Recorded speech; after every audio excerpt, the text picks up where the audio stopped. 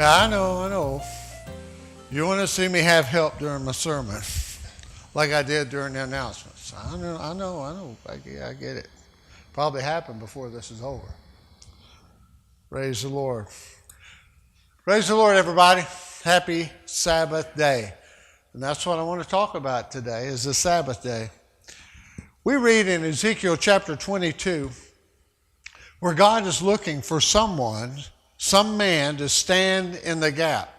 To stand in the gap. First, though, as he stands in the gap, to repair the wall. To repair the breach in the wall. And when you think about it, the Ten Commandments are an abbreviation of God's character. It's an abbreviation of his entire law, really. And even you can, even reduce that down to the two great commandments like Jesus did. But they're abbreviations. We understand by the rest of the scripture, by the rest of the story, as we used to hear Paul Harvey say, that the commandment that forbids adultery also includes fornication, any type of intimacy outside of the marriage covenant. You don't see that in the commandment. It's the seventh commandment itself, but it's in the rest of Scripture. So the Ten Commandments are, in a way, it's like a wall that protects us from the enemy. And the enemy is looking for a place to get in. In order to get in, he has to find a breach.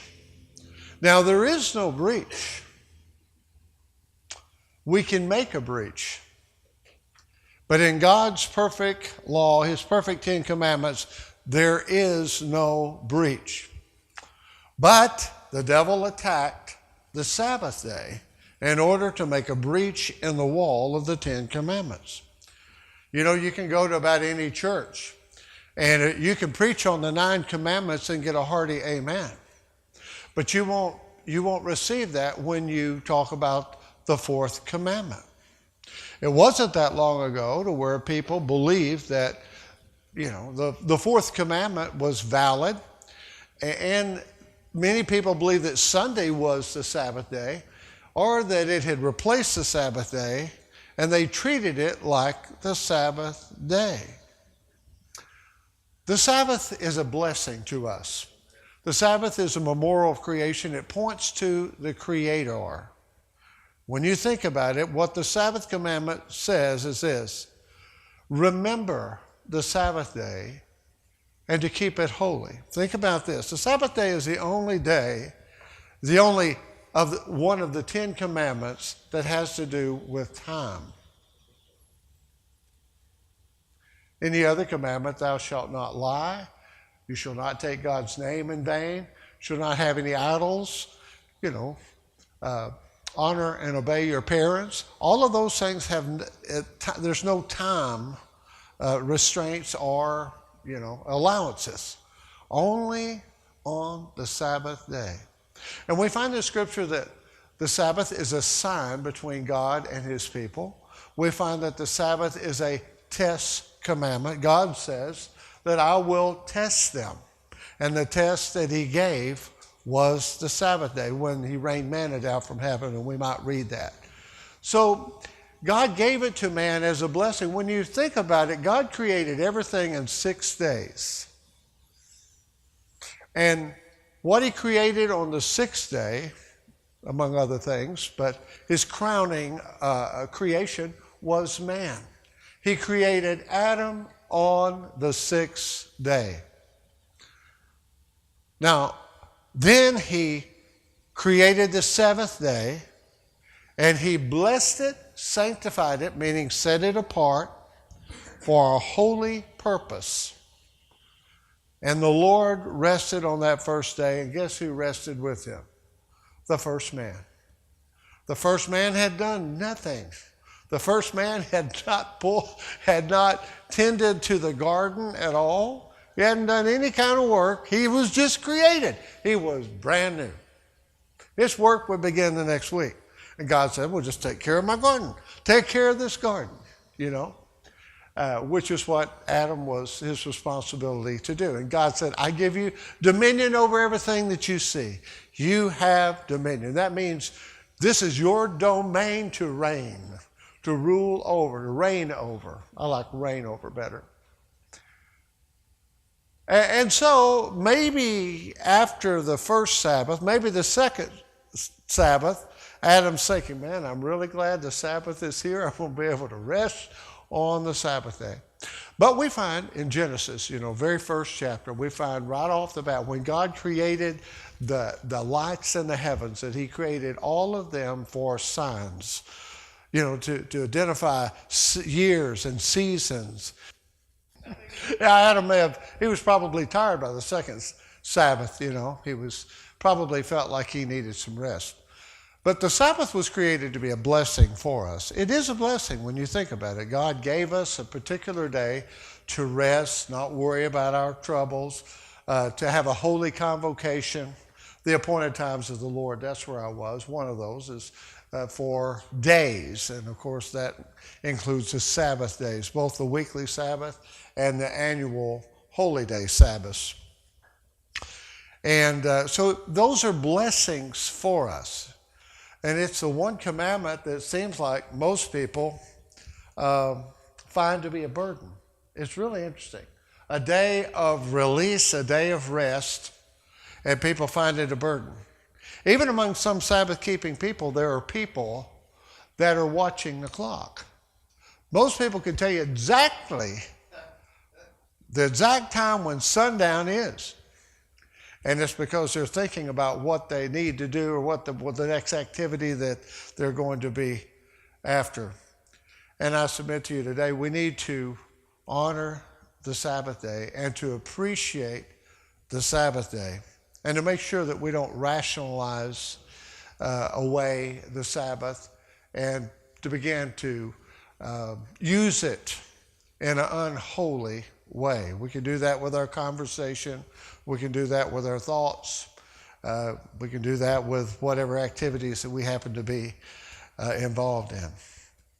Now, when we obey God, whether it be on the Sabbath or any other commandment, and I say to you that the Sabbath is no less important than any of other God's commandments. Perhaps the first one is the greatest commandment, like Jesus said, but of the commandments, the Sabbath is one of them, and it is equally important in that God commanded it to be kept. Now, when we obey God, whether it's about the Sabbath or anything else, we are going to receive a blessing. Obedience brings a blessing. And when you think about it, you will not obey God unless you believe God. Unless you have faith, you will not believe. And the very first chapter of Romans, when Paul wrote his letter to the Romans, he said that he was preaching to bring about the obedience of faith. There is an obedience of faith. It's not an obedience because you have a taskmaster over you making you do everything, and God's going to rain down a hot coal from heaven that'll burn through your top of your head and kill you if you disobey. We have a heart to want to honor God. We trust Him. And when we enter into the Sabbath, we find in Hebrews chapter 4, we are entering into the Lord's rest. And He called a holy convocation on that day. So the Sabbath is not just a day for rest. Matter of fact, it's not a day for rest. It's a day from commerce. It's a day from secular labors. And because Jesus plainly said that the priests labor, the priests work on the Sabbath day in doing their offerings. But it's a holy work. It's not a secular work. Amen? Like you can work at writing an article. You see, you can work at serving someone who happens to be sick as a part of the day. But let me explain something. What God has commanded in the Sabbath day, remember the Sabbath day to keep it holy. Now you can't make. He didn't say remember the Sabbath day and make it holy. He said keep it holy. Acknowledge his power, his authority, that he is the creator, that he made the Sabbath day and rested on the seventh day. The first day cannot be the Sabbath because it's not the day on which the Lord rested. The Sabbath day is the only day God gave a title to or a name to. The other days are just in numerical order. Amen. Let's go over to Daniel chapter 6. I want us to see that there's blessings in obeying God. Now, the Sabbath day is not just a day for secular rest. God says, you shall have a holy convocation, assembly on this day. In Hebrews chapter 4, we find that when we come into the Sabbath, we enter into the Lord's rest. It's the same rest. As he rested from his works on that day, we rest from our works and we enter into the rest of the Lord. And we may do the works of the Lord in that, and some of it, but we're entering into the Lord's rest. And then in chapter 10, Paul admonished the church to not forsake the assembly. Don't forsake the assembly. Listen. Especially as you see the day drawing near. Now, why did he add the day drawing near? Talking about the day of the Lord, talking about the time when the great tribulation will come upon the world, and then God's wrath will take place during the last year of that 3.5 years of tribulation. He said, especially as you see the day drawing near, do not forsake the assembly. Because, see, God knows that we rationalize. God knows that we begin to compromise in very little steps, little bit at a time, and we say, what's the harm? I'll do this. I'll rest on the Sabbath. I'll read my Bible. I'll watch online. Now, we broadcast online, and our online services are there for the purpose of serving people who cannot come to a service. Amen? That's the purpose for it. There are people that are not here today that are watching today because they couldn't be here today. So they can benefit from it, but they can't participate in it. They can't fellowship. They can't use their spiritual gifts. They are not having a holy convocation. They're watching and listening to a holy convocation. You see, there's a difference. And sometimes it's only people, we have people that watch us that don't have a church, but they're just a family and they're a church in themselves.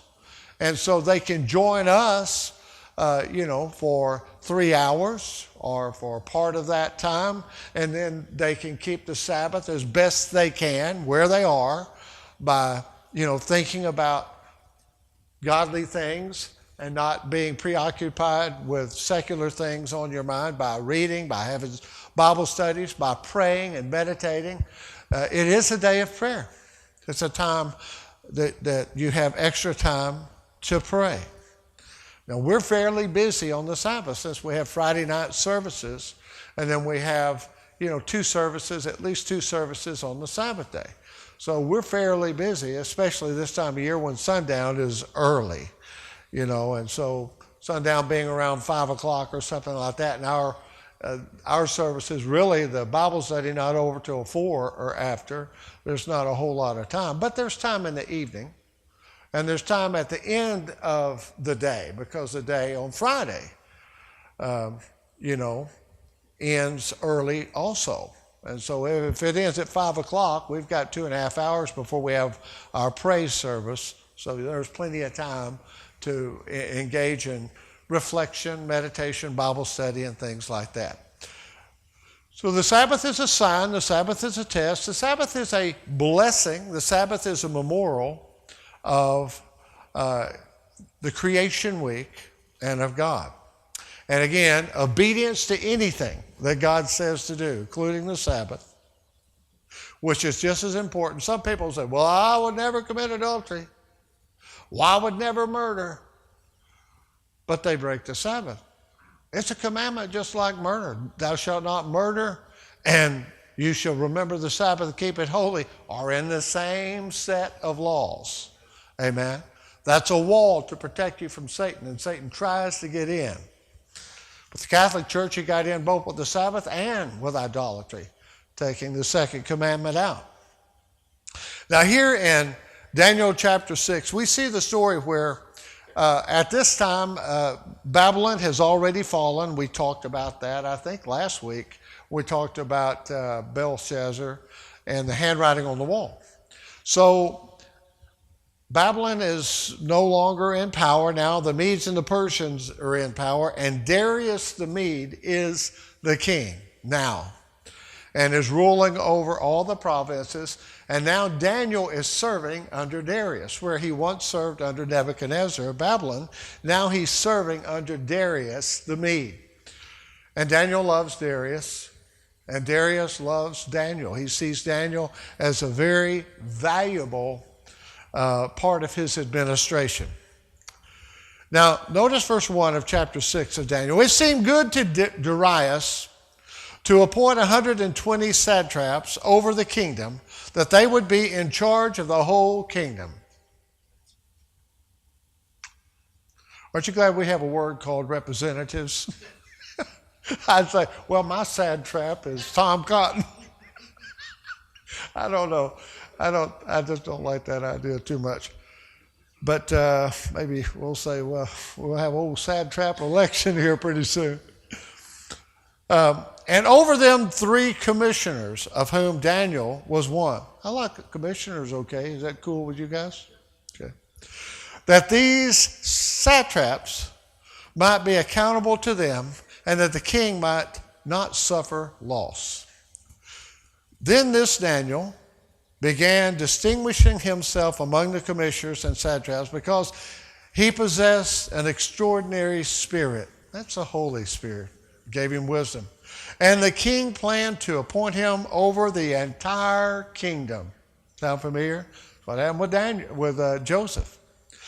Then the commissioners and satraps began trying to find a ground of accusation against Daniel. Now, why is this? Well, because it was a political situation. They wanted power. Now, the devil wants power over you. And he's looking for a way to have power over you. He's looking for a breach in your wall. Now, he can find a breach in your wall if you relax the Sabbath day. He can find a breach in your wall if you lie or become deceptive. And then you fail to repent of it. He can find a breach in your wall for any time that you disobey God. And again, the 10 Commandments are abbreviations. Just abbreviations of God's entire law and his instruction. So, you could say, well, I'm technically keeping the 10 Commandments. Well, Jesus blew that out of the water when he said, hey, if you looked upon a woman with lust in your heart, well, you've committed adultery already. If you had hate in your heart toward your brother, well, you've committed murder already. He said it. He just came out and said it. And really, it's there in the rest of the scriptures. And he was just saying, hey, you're paying attention to the abbreviation. Have you ever noticed that abbreviation is just part of the word? If you sign your letter, Russellville, Arkansas, your return address, you don't spell out Arkansas, you put AR, because that's the abbreviation that has been designated for Arkansas by the Postal Service. But you understand that is abbreviation for something much longer. There's more letters there. Well, there's more to more to the 10 Commandments than just what the abbreviations say. And we see that, of course, by the rest of the scriptures. And so all it takes, listen, the devil was working in these men. They didn't want Daniel in charge. Why? Because Daniel was led by who? By God, by the power of the Holy Spirit. Who would actually be in charge of the decisions that Daniel was making? God. So who was concerned about that? Normal people? No. Spirits in those normal people. It works for the prince of prince of the power of the air of this world, the god of this world. It's the devil. He's always involved. When he tries to get you to rationalize, to compromise, he's always involved. Destruction comes in little bitty steps. Well, I'll give in here. I'll use my tongue to say this, but I won't use it to blaspheme God. Well, it's a very tiny step from blaspheming against a brother or sister than blaspheming God. It's not that far. God doesn't see it as a great distance. And he doesn't see it a great distance as if when Jesus said, all the commandments are summed up in two: love toward God and love toward your neighbor. It's pretty much just, there's not a lot of difference. He said the other one is like unto it. Now, obviously, the first commandment is to love God. But if you don't love your neighbor, what did John say? In 1 John, you don't love God. If you don't love your neighbor, your brother whom you do see, how can you love God whom you don't see? You don't. You may say you do. People say lots of things. But the fruits bear it out.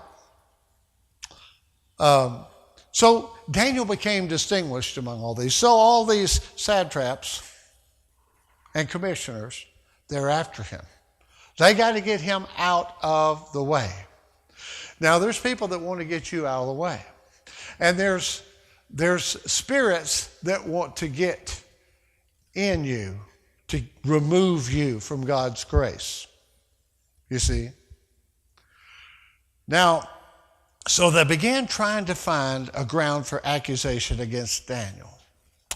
And they could not find any evidence of corruption. He was faithful. He was not negligent. He wasn't corrupt. They couldn't find anything wrong with him. So they said, well, we can't find anything to accuse him. Nothing will stick. But I know, verse 5, we can find this against him. We can find something in regard to the law of his God. Now, I want you to connect that. How are they going to try to... Now, if they probably had in mind, and well, they did have in mind, they wanted Daniel dead. They didn't want him to just merely demoted. They wanted him out of the way permanently. They wanted him dead. And so they said, well, he is perfect in every way that we can see. He does his job. He's not negligent. He's not corrupt. He's faithful to the king. Maybe we can get him in regard to how he obeys the laws of his God. Now think about that with what I had just quoted in Hebrews chapter 10. Do not forsake the assembling, as is a habit of some, especially as you see the day of the Lord drawing closer. Now that kind of makes you think that whatever is on the other side of that, whatever's in the future, is going to have something to do with you coming together to worship. Something to do with obeying a law of God. Maybe it's the Sabbath. The Adventists think so, obviously. But any disobedience will pull you out of God's grace if you hold on to it. Think about that, though, especially as as you see the day drawing near. The times are getting darker, and we see that out here. Make sure that you do not forsake the assembly. The Sabbath is not a day just to go to church. It's what you do at church. That you worship collectively. We worship God. We come and appear before God in Zion. And we worship him with the general assembly of the firstborn.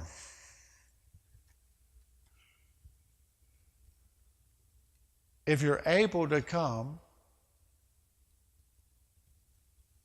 and not contagious, then God expects you to come. Now, you can rationalize a reason for not coming or for doing something else, replacing. Now, you can replace the Sabbath with something. We've talked about marriages on the Sabbath. Aubrey asked me about, because a friend of her was getting married today, I think. Is that right? Is it next week? Okay. And in Sissy, not long ago, you had a relative getting married in Memphis. Was that right? Oh, yeah, it was a funeral, wasn't it? And is there anything wrong with a funeral? No. Is there anything wrong with a marriage? No, a marriage is God ordained, you know.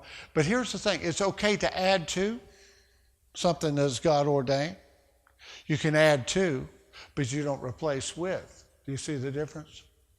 Like, for example, if we had services and there was let's say that there was a wedding this afternoon at 3 or 4 o'clock, would it be fine to go? Of course it would, because it's a God-ordained event. But God did not set a time for weddings, did he? He did not command, thou shalt marry on the seventh day. He didn't say that, did he? Now, is it wrong to marry on the seventh day? No, it's not wrong to marry on the seventh day. But would it be wrong then to forsake the assembly to go to a marriage on the seventh day? Of course it would, because the assembly on the seventh day is commanded. Marriage is not. But if you think even marriage has something to do with time, because until someone is married, if they're engaged, and the very day of their marriage they commit fornication because they haven't entered those vows, it's evil in the sight of the Lord. But the moment that they're pronounced man and wife, after committing to the marriage vows, that same union is holy. It's not profane. It's in God's will. You see the difference? Even though it only be a matter of moments. So it's still a little bit time conscious. So no, you would not, and if you think about the world has always got obstacles in the way. Now, we're talking about a law. Maybe a law. And Rome kind of did this because Rome made it illegal to work or open any shops on the first day of the week in order to honor, Sol Invictus, the unconquered sun god. And this created a real problem because people needed 6 days to work. And if they're already told they cannot work on Sunday and they're already closing their shops on Saturday, it puts them in a real situation. But we have that out here. It's not as bad as it used to be, but it used to be, there was nothing open. When I was a kid, you couldn't find anything open on Sunday in Russellville. There wasn't anything open. Everything was closed. We had what was called the Arkansas Blue Laws. The Blue Laws made it illegal. You still can't go buy wine or liquor or beer on Sunday, because those laws say, well, they can't be open on, why Sunday? They can be open Saturday. You see, it's just another way of esteeming a counterfeit, replacing the holiness of the seventh day with a secular first day. That's all that is. Now we have to look at our heart and say, Lord, we really want to please you. We want your will. We want, in this case, we want to keep the Sabbath exactly like you want it kept. And we want to find joy in it. We want to know that when we obey you, we receive it as a blessing. And when we obey you, that you will protect us and you will bless us.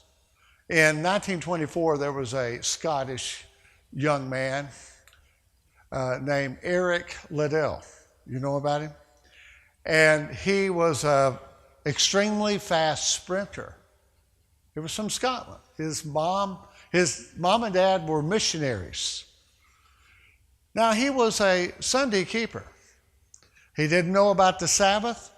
He thought that Sunday was the Sabbath, and so he kept Sunday diligently as if it were the Sabbath day.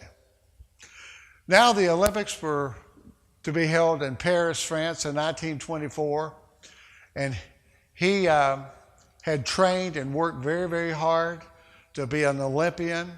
He made it in his own country, and his country was very proud to send him. He was the hope of Scotland to win an Olympic medal.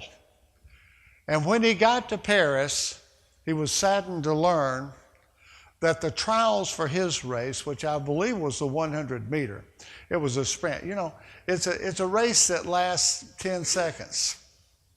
It's a 10-second race. It's not like the mile that's going to take, 4 minutes for 3.5 to 4 minutes, for professionals, or for a marathon. It is simply a sprint, 100 meters, and it's over in about 10 seconds or less nowadays. And but he learned that the trials, now if you understand anything about the Olympics, when you have an event, say as a 100-meter event, there are lots more. You've got maybe room for 9 or 10 participants in the race. And you may have 80 that have come, Olympians from different countries that are vying to be in that event. Well, they can't all be in the event, so they have the trials. And so on the day of the trials, they have, as many will fit on the track, let's say 9, and they'll sprint, and then the top 3 are taken out of that. And then the next group of 9 go, and the top 3 are taken out of that. The next go, and the top 3 are taken out of that. Those 9 are put together, and then they race. And it narrows it down. The top 3 are taken out of that. Well, there was no doubt that he was going to qualify to be in the actual 9-man race. But he found out that the trials, those little sprints, the tryouts, the trials, were going to be on Sunday. So he said, no, I'm not going to do it. I can't do it. Well, they did everything they could to talk him into it. They said, you're here, your country. You're going to let your country down. It's just a trial. It's not the race. It takes 10 seconds. You're running 10 seconds. Eric, come on. He said, I will not. I will not violate my conscience. I'm not going to do it. And it caused quite a stir even back then. And that his teammates were perplexed. And they're thinking, you're being too fanatical. Nobody else does this. Your God will understand. It's just one time. Can't you just do this one time for this special event? The Olympics come around every 4 years. You will never be in these Olympics again. You will never be this young again to where you can compete at this level again. You represent your whole country. They've invested in you. They've paid money to send you here. All your friends back home said, I can't do it. I'm not doing it. Well, a lot of people were heartbroken. Some people were proud. His parents were proud. I'm sure the people in his faith were proud that he made a stand for God. He would not compromise at all. Now, people offered all kinds of rationalizations. Well, this is why it's okay. But they had a horse in the race. They wanted it to be okay, so they couldn't be objective. Well, it turns out that somebody who he didn't know came up to him on the track and handed him a little piece of paper. And on that piece of paper was a short little scripture of what God actually says. It's quoting God in the scripture. Those who honor me, I will honor them.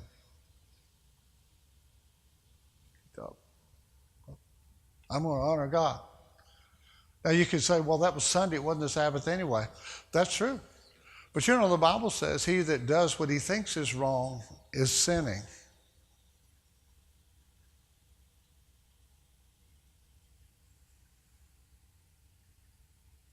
And so he thought it was wrong. So his heart was wanting to obey God. He had a sacrificial heart. I'll give up everything that I've worked for, what I've dreamed for, what my country expects. I will endure the scorn. I will endure the mocking. I will go back home and they'll expect me to be in shame, but I'm not going to be in shame. Jesus endured my shame.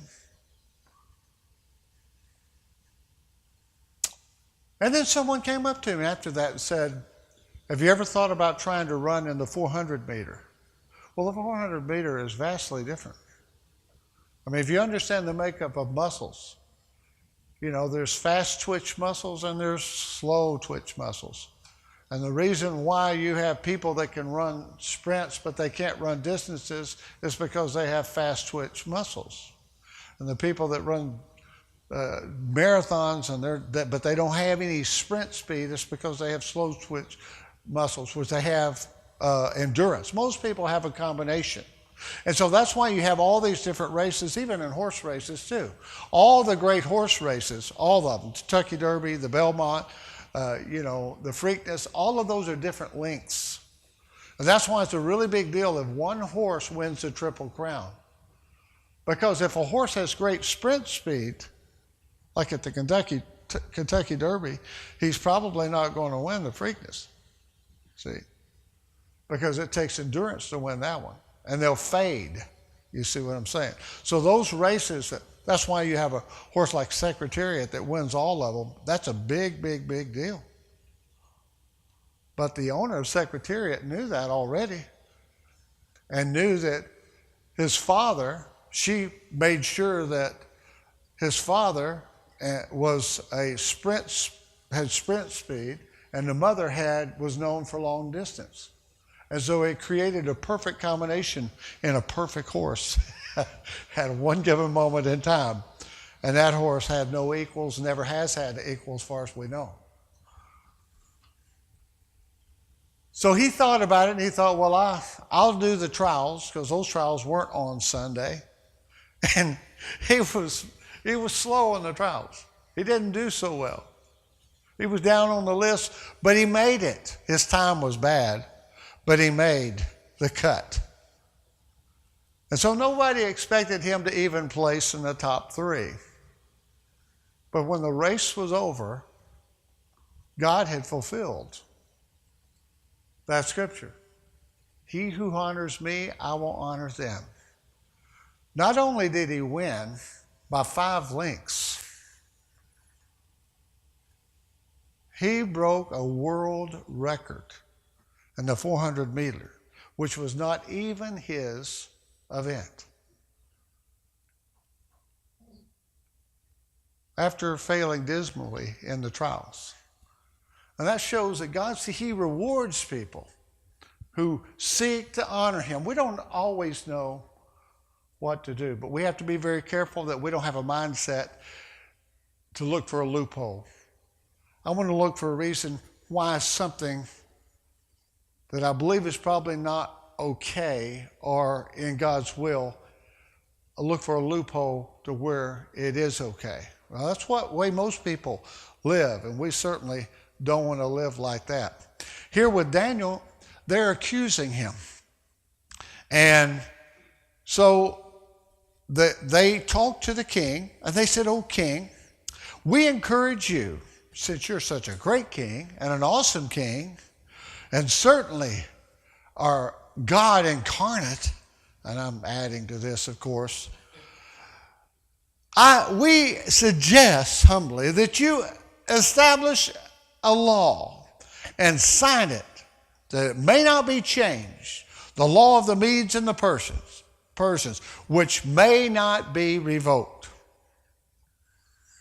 And this is it, that nobody can pray to any other God except you, O king, for 30 days.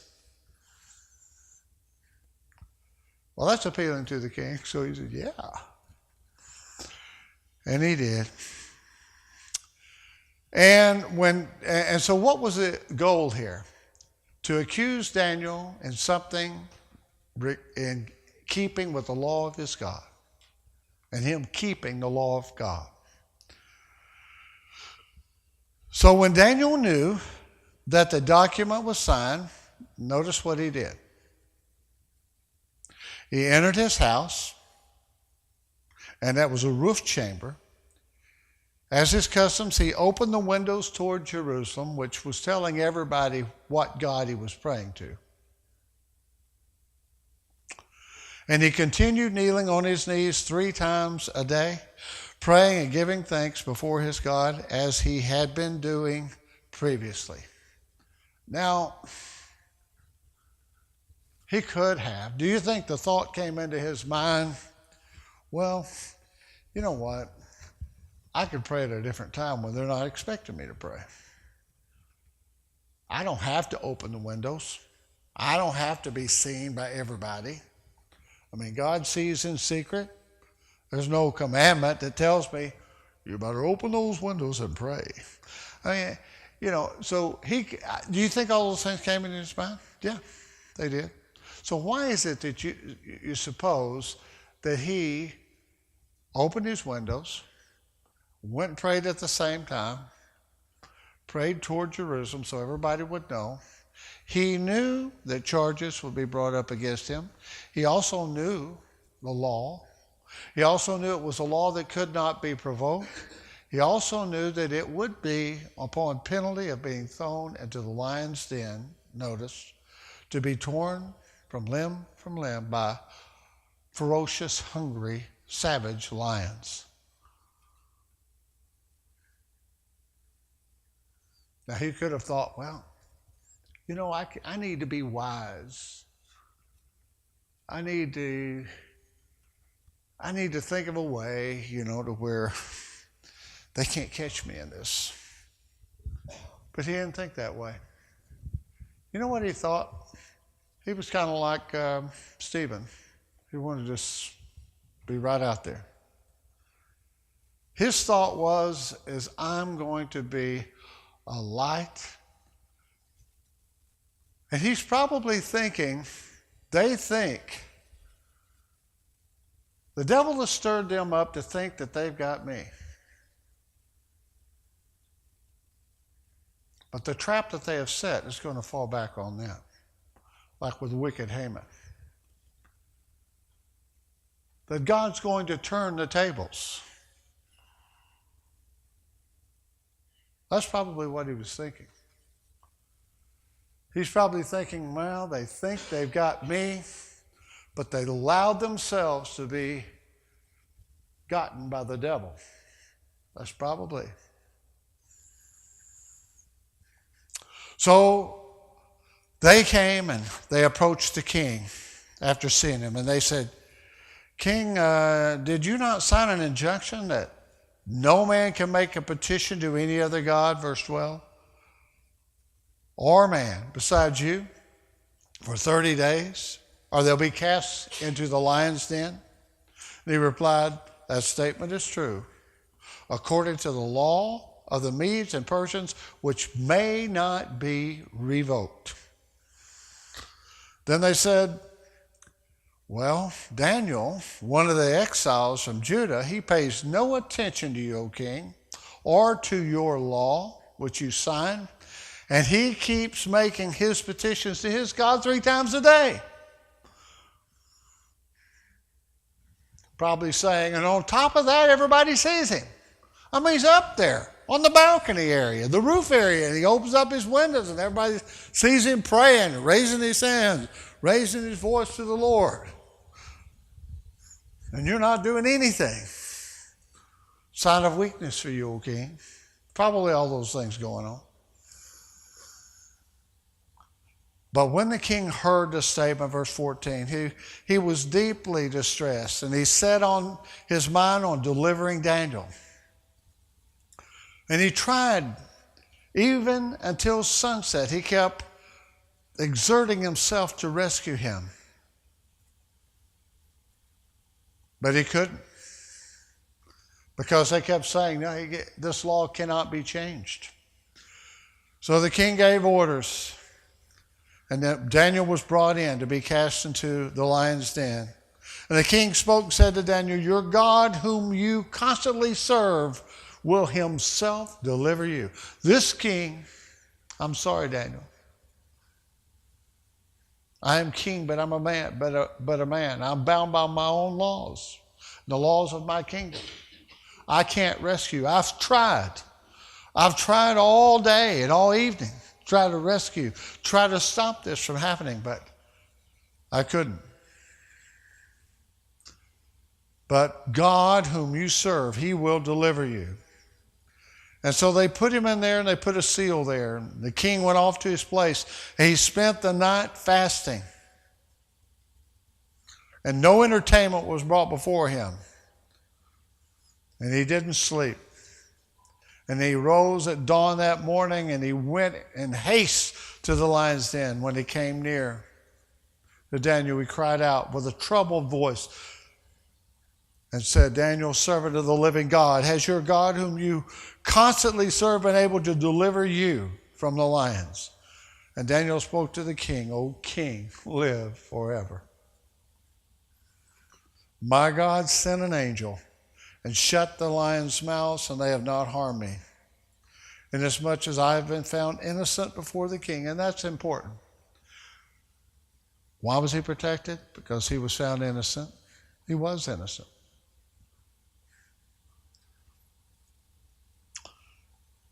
Then the king was very pleased, and he gave orders for Daniel to be taken up out of the den. Then he gave orders that the men who had maliciously accused Daniel, that they be cast, and their children and their wives, into the lion's den. And they had not reached the bottom of the den before the lions overpowered them and crushed all their bones. That's a terrible sight. Those are people who have names.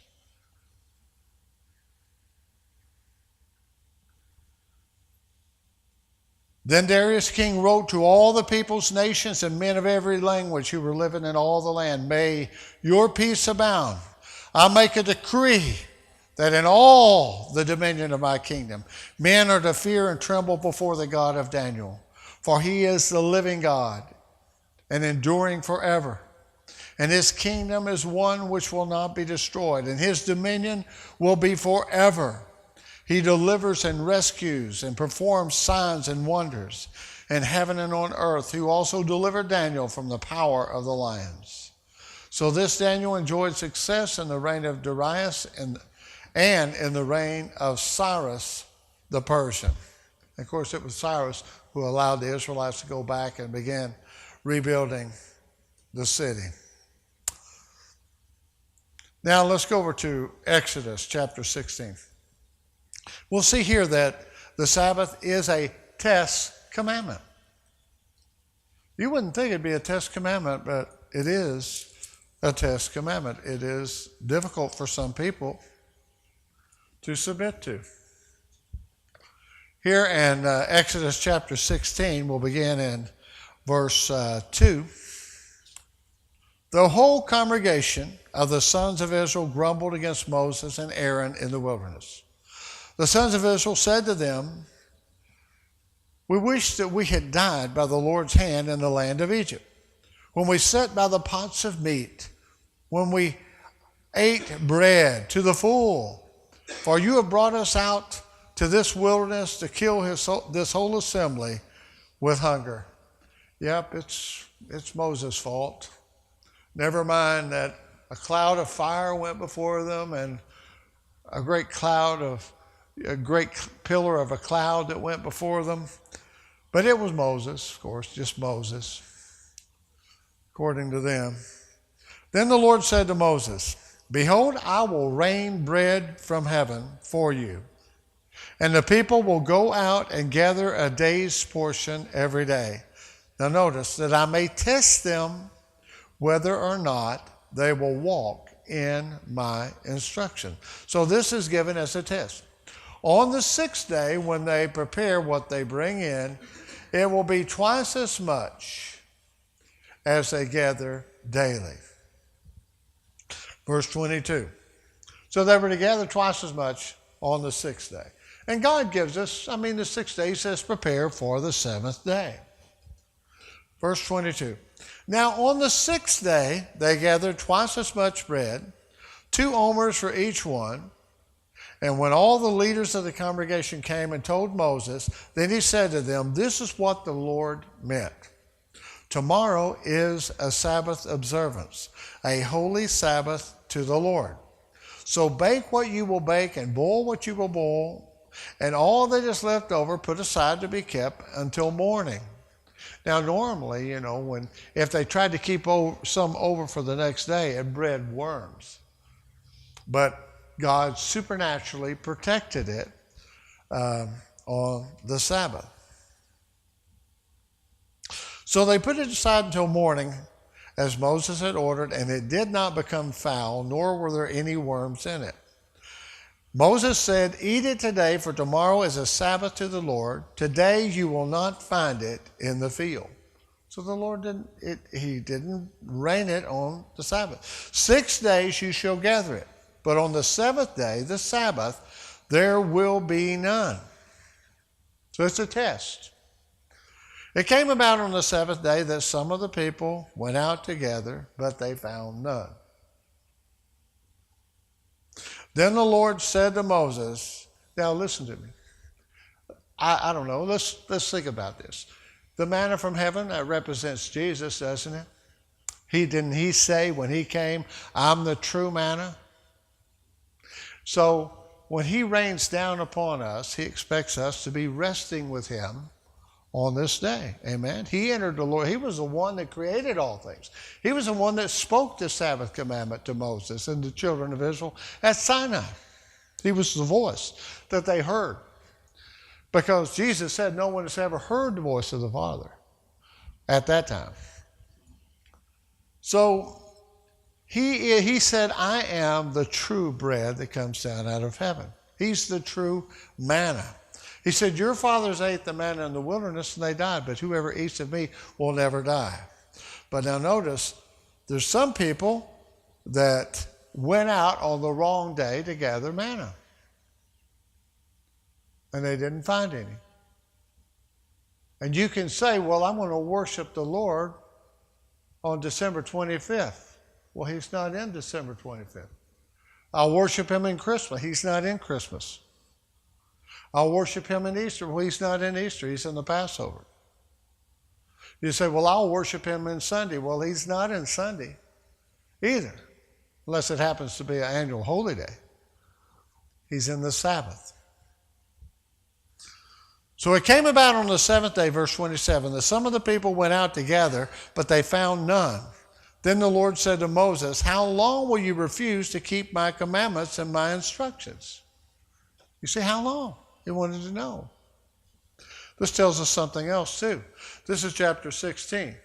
The 10 Commandments are not given until chapter 20. But they knew the commandments already. See, the Lord has given you the Sabbath. Therefore, he gives you bread for 2 days on the sixth day. In other words, he makes provisions. You don't have to worry about having a job that you have to work on the Sabbath, because God will provide you. He will provide for you if you do what he says to do. See, the Lord has given you the Sabbath. Therefore, he gives you bread for 2 days on the sixth day. Remain everyone in his place. Let no man go out of his place on the Sabbath day. So the people, that's to gather manna. That didn't mean people stayed in their house all day, by the way. So the people rested on the seventh day. So the Sabbath is a test commandment. Now let's go over to Exodus chapter 23.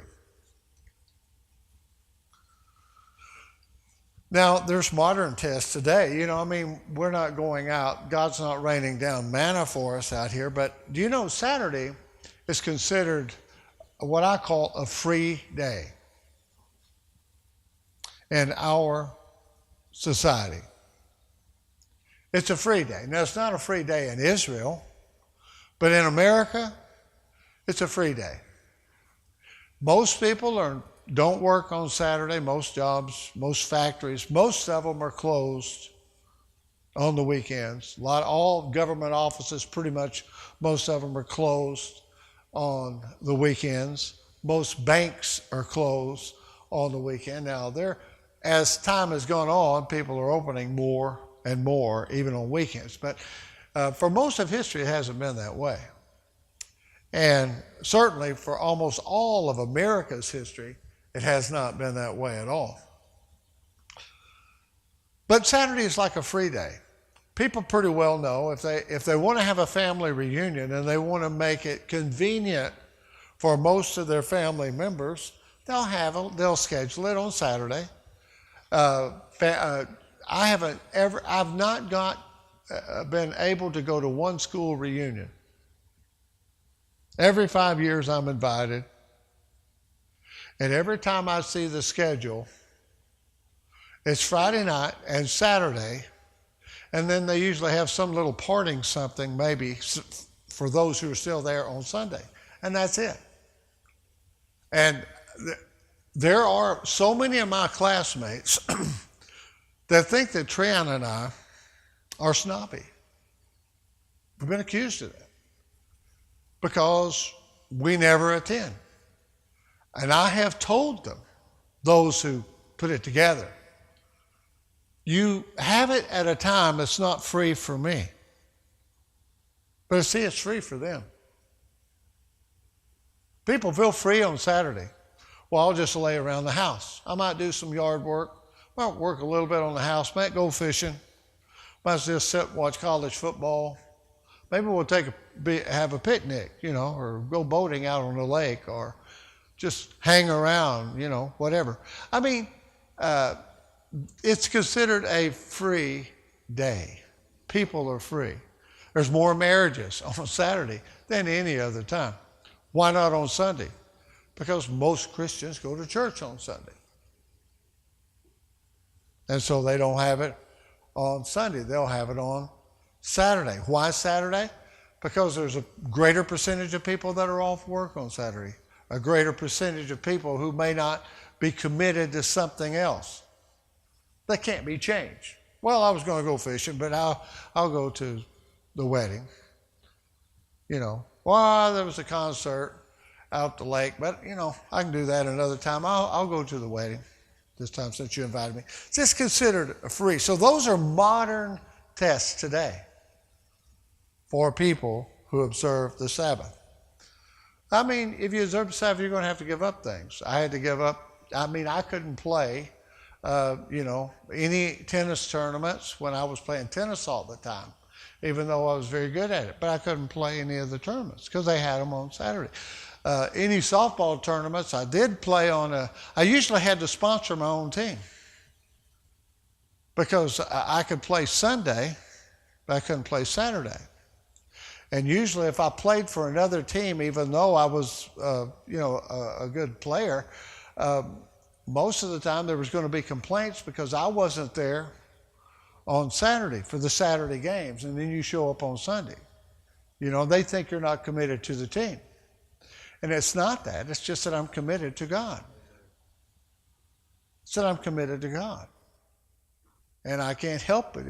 If other people are not committed to God and don't see the value of His Sabbath and don't see it as a commandment and not it's not a preference, it's a commandment. It's not a suggestion. This is what He says to do. And so I believe Him. But there's all kinds of things, that people do now on the Sabbath, and you can't. You look at most of they've got the movie, about high school football in Texas called Friday Night Lights because that's when the games are. You could be a star football player, a great player that even could go on and play pro, but, how can you really do it? How could you be a great professional baseball player when they play on Saturday and Sunday and they play about every day, They'll play usually, 6 games a week, Major League Baseball, in the middle of the season. And most of them, they always play on Saturday and Sunday, unless it rains out. So how could you have to look at that and say, well, most of the people that are Christians that keep Sunday, they'll still go ahead and play on Sunday, and they don't care, because they don't have it. They don't have that kind of a commitment. They don't have the commitment that Eric Liddell had. Eric Liddell wouldn't have done that. But here in Leviticus chapter 23, notice verse 2, speak to the sons of Israel and say to them, the Lord's appointed times, which you shall proclaim as what? As holy convocations. So it's not just a day of rest. It's a day for a holy assembly, for God's people collectively to come before him. And we believe that we come before him at Mount Sinai in the heavenly Jerusalem, to the general assembly of the firstborn, and to myriads of angels, and to both the Father and the Son. For 6 days work may be done, but on the 7th day there is a Sabbath of complete rest, a holy convocation. There are some churches that come into the Sabbath truth, but they compromise. I've known some of them. And so what they'll do is they'll say, well, we keep the Sabbath, but they have services on Sunday. Still, they continue to have services on Sunday. Well, they're not having a holy convocation. It's just a compromise. It's to just rationalize away, well, I'm keeping the Sabbath because I'm not working on the Sabbath. No, you're not keeping the Sabbath. And the example is you're still esteeming the workday as a day of worship. Collective worship, I'm saying. Let me put it this way. People will say, well, you can worship any day. Yes, you can worship any day, but God has appointed holy convocations, appointed times for holy convocations, for his people collectively to come and appear before him collectively, and to worship him collectively, and appear before him collectively. And he tells when those times are. They're on all the holy days, including every 7th day of the week, and then all the 7 annual holy days in the feast of the Lord. So these are the appointed times of God, holy convocations. So it's not just a time to rest. You can't just say, well, okay, but I'll stay and I'll listen to the sermon, and then I'll go do this. You can't do that either. It's not about the sermon. It's about the day. It's the holiness of the day. The Sabbath day, the entire time, every tick of the clock is holy. It's all holy. You see what I mean? One time there was you know who John Wesley is? He is the one that, I guess he established the Methodist religion. And it was a very well-known preacher in his time, and he had a servant that helped serve him and learned under him. And his servant, it was really muddy, and they believed, of course, Sunday was the Sabbath, and they kept Sunday as the Sabbath day. And so it was at the end of Saturday, and Wesley's servant was getting around and cleaning Wesley's shoes, to get all the mud off of them, trying to get them all cleaned up. And he's looking at the clock and the ticking of the clock. And he finally gets one done. He realizes how much time it took to do the one. And he looks at the clock and he said, I don't have time. I don't have time to get this other shoe done. This other shoe is covered with mud and grime. And Wesley's probably not going to be happy about that. I should have managed my time better. Now I have a choice. I'm putting Wesley in a bad position with one good shoe, one bad shoe. I put myself in a bad position. And the rationalization comes around and the devil whispers in your ear, well, I mean, what's a few ticks of the clock? I want you to hear me. What's a few ticks of the clock? I mean, it's for a holy purpose. I'm just getting this off so that the one whom I serve, my master whom I serve, a great preacher, is not living with one muddy shoe and one clean shoe. I mean, that's embarrassing. I'm saving the embarrassment of it. You know, these thoughts came to his mind. I'm going to get in trouble. Yep. But he said, no. I should have started earlier. I'm not going to break the Sabbath. He could have said, well, what's 3 minutes? 2 minutes, 3 minutes, 4 minutes. I mean, just ticks of the clock. Maybe it's not actually sundown. Maybe there's a tree out there and it's hiding the sun. It doesn't really look like sundown, But he didn't do it. Next day, all Sunday, Wesley's walking around with one old grimy, muddy shoe and one just really shining shoe. I mean, he could have made a case. Oh, it'll be so distracting, no one will hear he's preaching. I mean, you think about all these things. It's an ox in the ditch. It's not an ox in the ditch. You got yourself there. You know what I mean? You got yourself there. That's not an ox in the ditch. I mean, listen, if you go put your ox in the ditch and then use that as an excuse to go pull him out instead of going to Sabbath services or something like that, or as an excuse for breaking, that's not. And people I hear don't have oxes in the ditch because they don't keep the Sabbath in the first place. Amen? So, I remember one time I worked for a body shop and my boss said, we got to work tomorrow. We didn't work Saturday. I'm at 19 years old. I'm brand new. I needed the job. I'm married.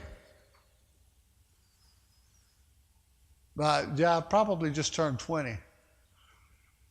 And I said, well, I can't work tomorrow. Tomorrow's a Sabbath, and I keep the Sabbath. And he tested me. He said, well, if you don't work tomorrow, you can't have your job. And I need you. I can't do it without you. I need you, and I forgot the other guy's name.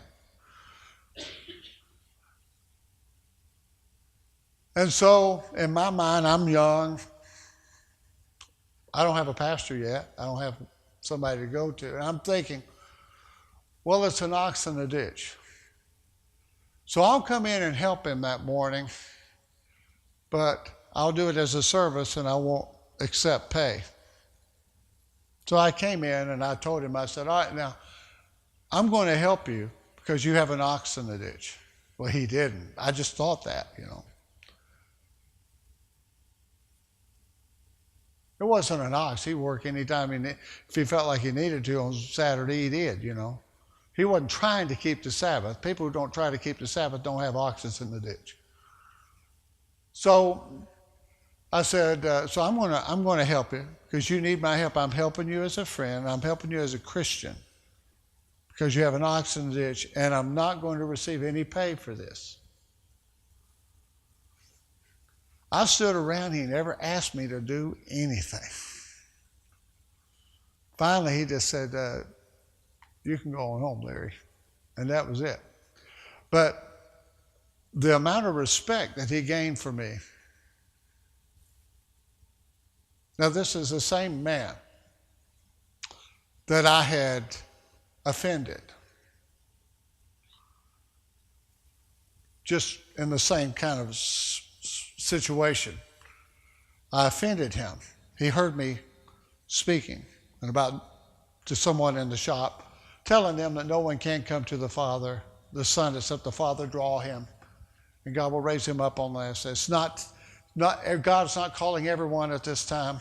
To him, that means a lot of people are going to hell. People that are not like you are going to hell. That's what it translated in his mind. He had a brand new grandbaby.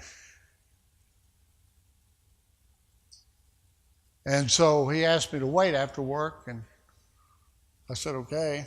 Didn't know what was up. We went into his office. He locked the door behind him. He never did that. He opened it, sat down at his desk. I sat down on the seat there, and he opened the door and pulled out a revolver and loaded it in front of me and pointed at me and said, I heard you talking. Are you telling me that my little granddaughter is going to go to hell? You know, God gave me I had no fear whatsoever, complete, calm. And I said, no, I'm not, I didn't say that. I said, I don't know what God has in store for your grandchild. But I assume that he has good plans for your grandchild, as does for anybody that will come to him. He said, well, I heard you talking. I said, well, what you heard me say is that not everyone is called in this time. But we believe that there's going to be a second resurrection, and that the books are going to be open to people who didn't know in this life. And I told him, I said, think about all the slaves that's born. And he put the gun down. He listened. And he later got in trouble for something, ended up in jail. After he got out, I walked in the Old South restaurant, and he was there. He got up and ran over to me and hugged me and told me how much he respected me. See, you make an impact when you stand. And if you don't stand for something, you'll fall for anything. That's the truth. It's only a matter of time. If you don't make a stand, you have to make a stand wherever the devil is attacking. Now, he's attacked the Sabbath. He attacks us with all kinds of things. He attacks us with attitudes. He tries to. I mean, he attacks us with accusations against us.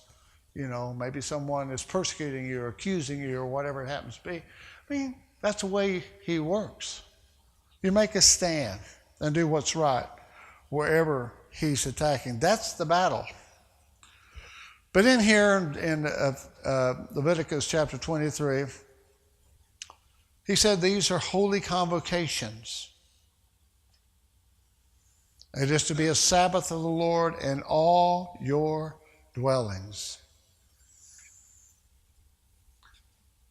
Let's go over to Isaiah chapter 56. I had in my notes, but I mentioned already Hebrews chapter 4, where it's talking about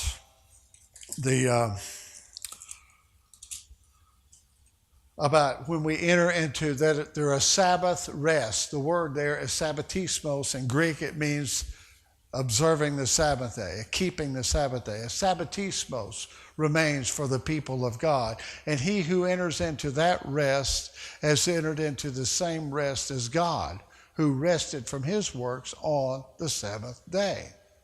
Now, we understand that is used as an example to show that there is a greater rest, a covenant greater than Moses, the covenant at Sinai, which is Abraham's covenant that is realized by the church and ratified by the blood of Jesus, and that there's a future rest. And he's telling them that, but he's using the fact that they all understand and acknowledge that a Sabbath, weekly Sabbath, remains for the people of God. So he's using that.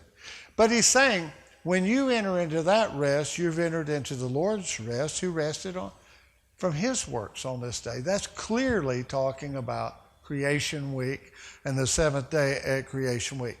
Now here in Isaiah chapter 56, notice verse 1. Thus says the Lord, preserve justice and do righteousness, for my salvation is about to come. The word, by the way, if you don't know it, the word there for salvation is Yeshua. Almost everywhere where it says salvation like that in the book of Isaiah and many other places, when it says salvation shall come, it's actually the name of Jesus, Yeshua. If you look in a concordance and you look up the word salvation, you'll see the different words, the different Hebrew words that are rendered in the English as salvation. And you'll see a long list of those as Yeshua. Thus says the Lord God, preserve justice and do righteousness, for my Yeshua, my salvation, is about to come, and my righteousness to be revealed. How blessed is the man who does this, and the Son of Man who takes hold of it, who keeps from profaning the Sabbath, and keeps his hand from doing any evil. Now verse 6. Also the foreigner who join themselves to the Lord to minister to him and to love the name of the Lord. To his servants, everyone who keeps from profaning the Sabbath and hold fast my covenant. Even those I will bring to my holy mountain. Who does he bring to holy mountain? Those who keep from profaning the Sabbath. I will bring to my holy mountain. I will make them joyful. What do you receive? Joy. I will make them joyful in my house of prayer. Their burnt offerings and their sacrifices will be acceptable on my altar, and my house will be called a house of prayer for all the peoples. Now, down in verse 9, I want you to pay attention to this closely, because we see that, there's the topic of, in this chapter for rewards for obedience to God has to do with not profaning the Sabbath or keeping the Sabbath more than any other one thing. And so when we read verses 9 through 12, you have to remember the context that 9 through 12 is in, because 9 through 12 doesn't mention Sabbath directly, but it does indirectly. Notice verse 9. All you beasts of the field, all you beasts in the forest, come to eat. Now these beasts of the field, these are, we'll see it will identify them as false teachers. His watchmen are blind. All of them know nothing. All of them are mute dogs, unable to bark. Dreamers lying down who love to slumber. And the dogs are greedy. Remember what Paul referred to the Judaizers as dogs in Philippians chapter 2. And the dogs are greedy. They are not satisfied. Notice, and they are shepherds who have no understanding. So the beast of the field, the beasts of the forest, the blind watchmen, the mute dogs. What do you mean mute dogs? I mean, they don't cry out where there's sin. They go along to get along. They're unable to bark. They're slumbering. They're greedy. They do it all for gain. Find me a Sabbath holy day keeping church where you have a whole lot of members, or you have a whole lot of people that's got money. It's not you're not going to find that, because they're tied to other people in their communities. And they got to be in those churches, and they got to be in those clubs. They got to be in the Masonic Lodge or something. They are shepherds who have no understanding. Now notice, they have all turned to their own way. This is all in context with not profaning the Sabbath. It's mentioned that twice. Each one is one to his unjust gain, to the last one. And this is what they say. And this is what you hear out here all the time. Come, they say, let us get wine and let us drink heavily of strong drink, and tomorrow will be like today, only more so. What do you think people are saying about tomorrow? Tomorrow will be like today, but it's even more so. Well, I'm not saying that the Saturday is not the Sabbath, but for Christians, I mean, we have the Lord's Day. We have tomorrow. See, tomorrow is like today, only much more so, because it's the day that the Lord was resurrected from the dead. So this is the context of this, you see. Now, chapter 58. Well, there's no other reason to say tomorrow will be like today, even more so, unless you're identifying what today is as being the Sabbath, as being significant day, more than the other regular days. And Isaiah chapter 58, verse 13 says, if because of the Sabbath you turn your foot from doing your own pleasure, that means, you turn away from doing your own pleasure on my holy day. You notice he says, my holy day. And call the Sabbath a delight. Delight in it. The holy day of the Lord. Honorable. Call it honorable. And honor it. Ceasing from your own ways. And from seeking your own pleasure, what you would like to do. And from speaking your own word. So if you turn away from what? Doing your own pleasure.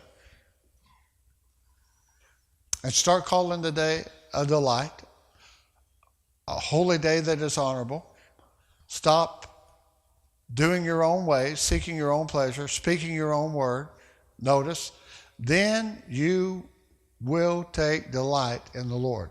So we have to think, some people that kind of find the Sabbath as burdensome and they're looking at the clock, they say, well, when will this be over? Probably the only justifiable time to look at the clock on the Sabbath is atonement. Yeah. I find myself looking at the clock on the Day of Atonement. Then you will take delight in the Lord, and I will make you ride on the heights of the earth, and I will feed you with the heritage of Jacob your father, for the mouth of the Lord has spoken. We'll have heritage blessings because of that. But the devil is in the details. So disobedience to God, even in our heart, and it starts in our heart, where we don't appreciate something. We need to appreciate what God has given us in the Sabbath, because it truly is a blessing. It's a blessing. Now, for me, I've kept the Sabbath for 44 years, going into my 45th year. And it's been a blessing for me. And the thing about it is, if you err on the right side. Err on the side of caution. Amen? All right.